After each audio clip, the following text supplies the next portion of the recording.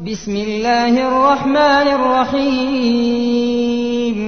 لا أقسم بيوم القيامة ولا أقسم بالنفس اللوامة أيحسب الإنسان أن لن نجمع عظامه بلى قادرين على أن نسوي بنانه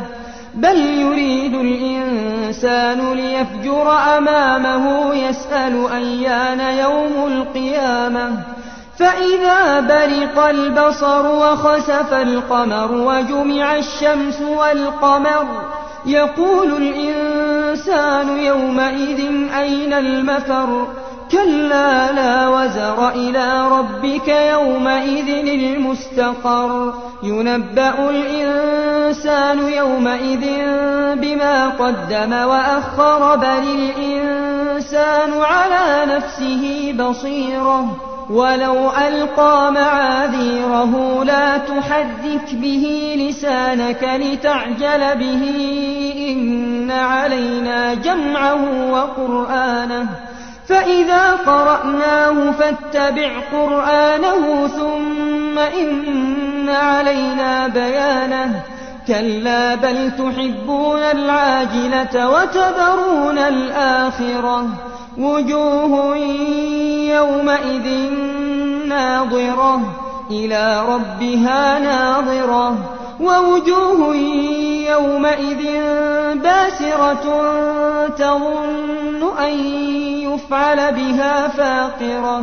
كلا إذا بلغت التراقي وقيل من راق وظن أنه الفراق والتفت الساق بالساق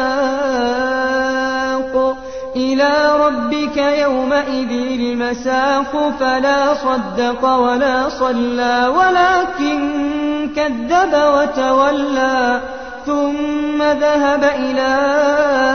أهله يتمطى أولى لك فأولى